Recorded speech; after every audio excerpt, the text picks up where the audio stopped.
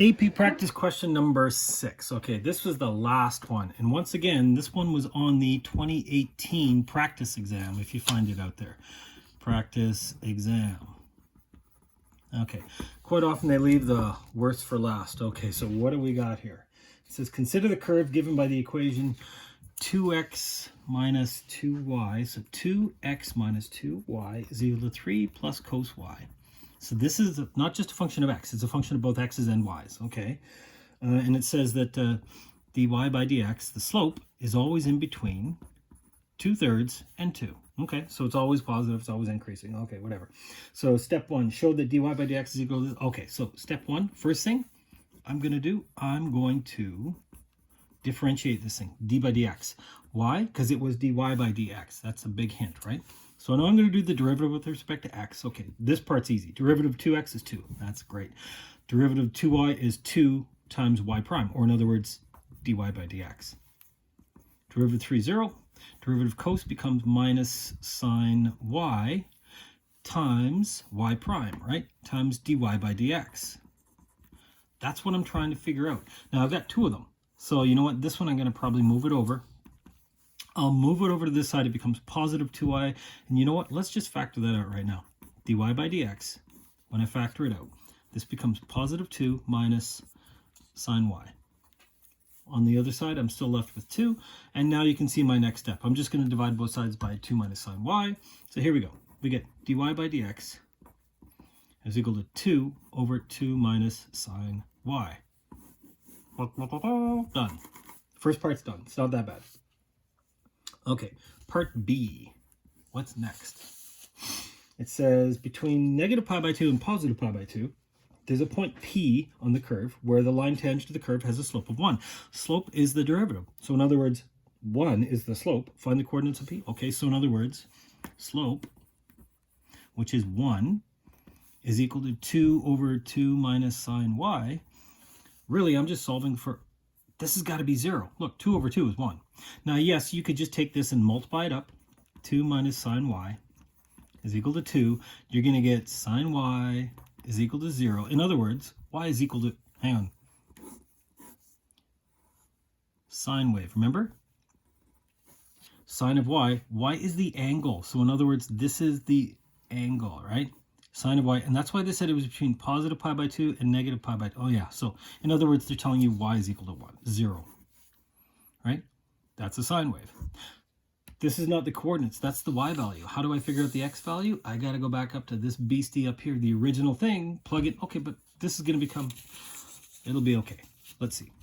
2x minus 2y is equal to 3 plus cos of 0.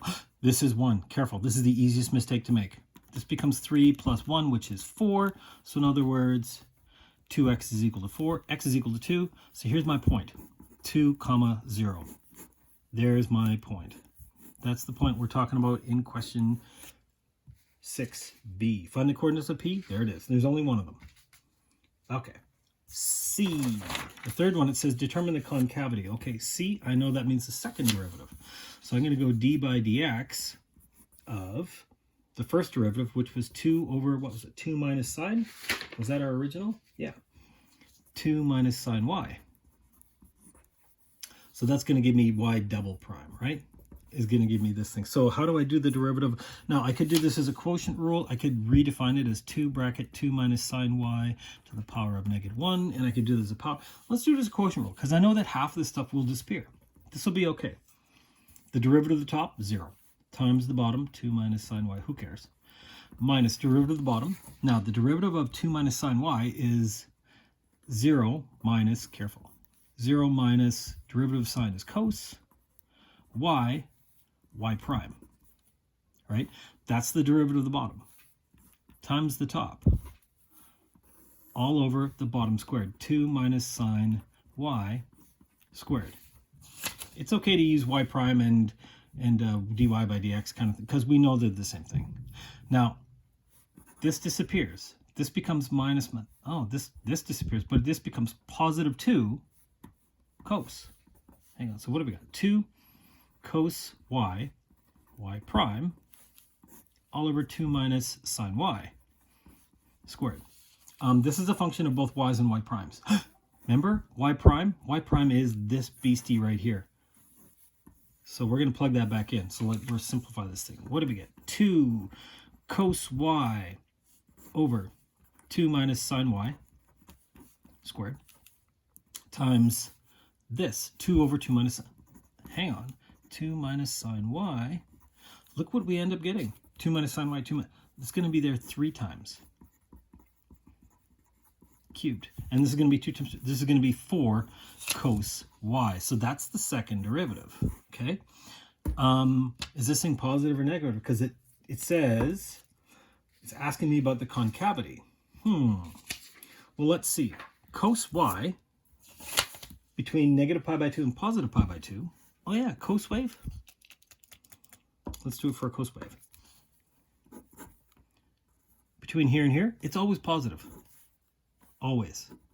Because there's pi by 2, negative. There's positive pi by 2. Remember, y is the angle in this case. That's always positive. What about this thing? 2 minus sine y. This sine could be positive or negative, right? But the maximum it could go up to is 1 and minus 1. So 2 minus 1, that's still positive. 2 minus minus 1 is still, this is always positive. So the second derivative is always positive. Between negative pi by 2 and pi by 2, which means the function is always concave up, period, for that section, because this is a positive over a positive. Okay, now let's get to the last one. Quite often this is the one I don't get to. Let y is equal to f of x be a function defined implicitly by 2 bracket x minus y bracket is equal to 3 plus cos y that is continuous on the closed interval from 2 to 2.1 and it's differentiable. Okay, so hang on. Continuous and differentiable. That means it's smooth and continuous, which means it's always defined. Therefore, the mean value theorem, because that's what it says, use the mean value theorem, applies. Now, if there's a break in the graph, no. Maybe it doesn't apply. Who knows? Now it says, show that f of 2.1 minus f of 2 is between this and this. What? I really don't understand what that means. Okay, so at first I thought, what the heck does this thing mean? But then I remember, what is the mean value theorem? That means there exists some c value such that f prime of c is equal to the average slope.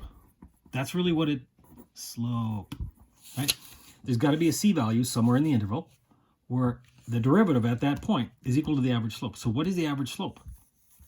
Average slope is, well, that's y2 minus y1 all over x2 minus x1. I remember that. So in other words, it's f of 2.1 minus f of 2 all over 2.1 minus 2.